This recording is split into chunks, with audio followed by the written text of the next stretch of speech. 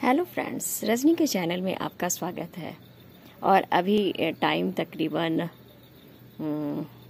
3 बज रहा होगा और अब आज छठ पूजा है। तो हैप्पी छठ पूजा। जितने भी व्रतधारी हैं हमारे बिहार की, अब तो ये सब जगह हो रहा है, देश विदेश सब जगह हो रहा है।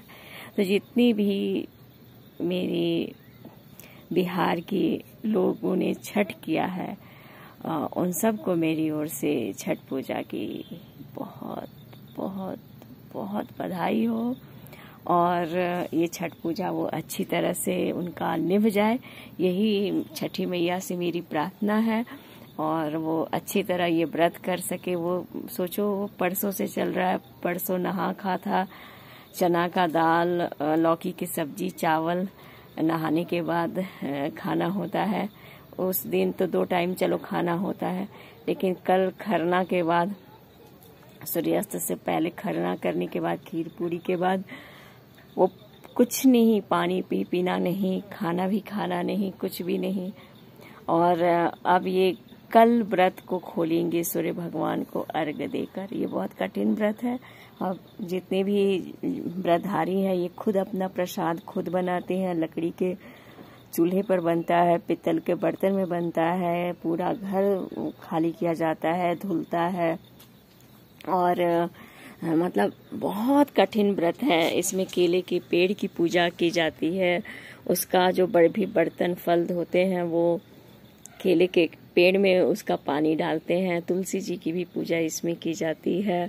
और बहुत कठिन व्रत है और बहुत श्रद्धा के साथ इस व्रत को किया जाता है।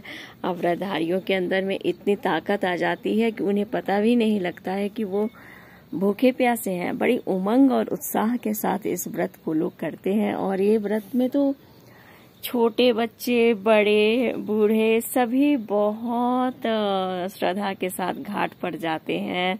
और ये एक जैसे कि इतना मजा आता है कि इतना मजा तो शादियों में भी नहीं आता है जितना इस छठ पूजा में आता है। अभी तक याद है कि बचपन में हम लोग गया फल्गु में छठ करते थे। मेरी मम्मी किया करती थी छठ, तो हम लोग नाना जी के घर जाते थे, तो हर साल जाते थे और फल्गु में छठ होती थी और हम लोग छठ किया करते, हम नहीं मतलब मम्मी किया करती थी छठ। और बहुत नया नया कपड़ा पहनते थे हम लोग, नए नए कपड़े हम लोग को मिलते थे और सभी से मिलते थे हम लोग। नानी के घर में मामी, मामा, नानी, मामा के बच्चे, सब मौसी के बच्चे। तो एक बचपन जो है वो इतना घुल मिल कर हुआ कि अभी तक याद है सब कि बचपन में इस तरह से मौसी की लड़कियां, मामा की लड़कियां रहते थे हम लोग। और बहुत अच्छा लगता था। 1 हफ्ते के लिए हम लोग गया में जाते थे और गया में फल्गु नदी का छठ, अगर आपने नहीं देखा है तो कभी जाइए और कीजिए गया में छठ। और बहुत अच्छा लगता है फल्गु नदी में।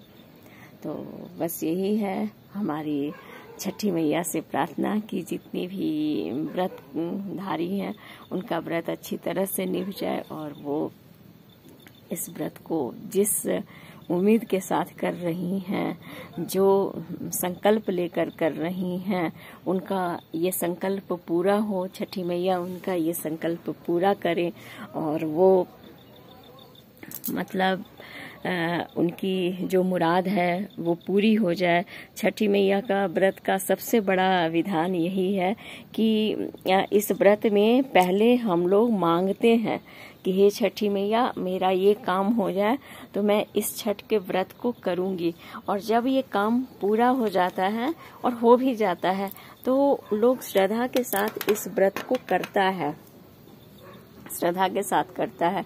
क्योंकि कहते हैं कि छठी मैया से मांगो तो वो जरूर मुराद पूरी करती हैं।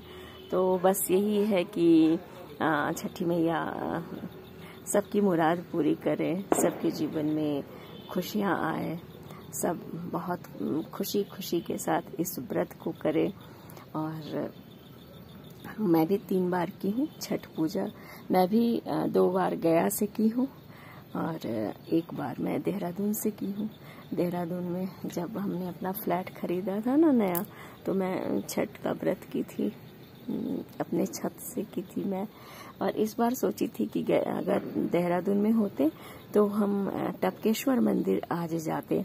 तो आज मैं यही सोची थी कि टपकेश्वर मंदिर जाते, बट श्रीनगर में है हम और जंगल है ये, यहाँ तो कुछ पता ही नहीं है। तो सोचा तो था बट हुआ नहीं ऐसा, लेकिन देखते हैं अगले साल शायद हो हम देहरादून में। तो कहते हैं ना कि छठी मैया से पहले मांगो और फिर वो पूरा होता है। तो वही चीज है कि इच्छा तो थी कि जाऊंगी घाट पर, लेकिन नहीं जा पाई, तो शायद अगले साल जाऊं। तो ऐसा है क्योंकि मन में था कि जब कभी अपना घर हो जाएगा तो मैं छठ का व्रत करूंगी। तो ऐसा पूरा हुआ और अपना घर हुआ तो मैंने छठ की मैं। और गया में बचपन से जाते थे छठ पूजा में, तो था कि फल्गु का छठ बहुत अच्छा होता है। तो इस वजह से छठी मैया ने मुझे 2 बार मौका दिया गया से भी छठ करने का। तो मैं गया से छठ की 2 बार, और इच्छा थी कि अपना घर होने पे करूंगी 1 बार, तो वो भी इच्छा पूरी हुई। तो इस बार इच्छा थी कि देहरादून के टपकेश्वर में जाती, बट नहीं हुई, तो शायद अगले साल हो। पहले मांगो फिर पूरा होता है, तो वही चीज है।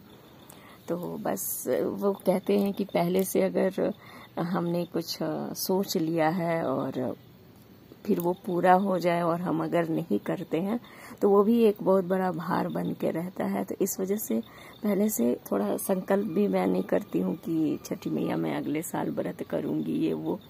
हाँ, जब इच्छा हो जाएगी मैं कर लूंगी, तो इस वजह से। लेकिन देखती हूँ, ऐसा नहीं है।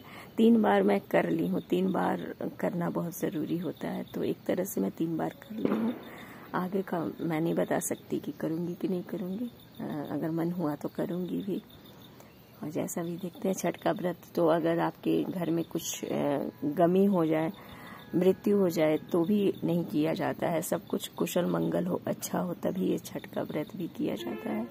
तो इसी उम्मीद और पूरी विश्वास और श्रद्धा के साथ मैं छठी मैया से प्रार्थना करूंगी कि सबकी मुराद पूरी हो। जो मांग रहा है, जिस इच्छा से मांग रहा है, अगर उसकी किस्मत में हो तो आप जरूर उसको छठी मैया दे, पूरा करे, सबकी मुराद पूरी करे। और मेरे मन में भी जो इच्छा हो उसकी भी वो पूरी करे। तो मेरी ओर से सबको बधाई हो, सबका ये छठ त्योहार मंगलमय हो। और अब मैं इस वीडियो को यहीं एंड करती हूँ। मिलती हूँ आपसे नेक्स्ट वीडियो में।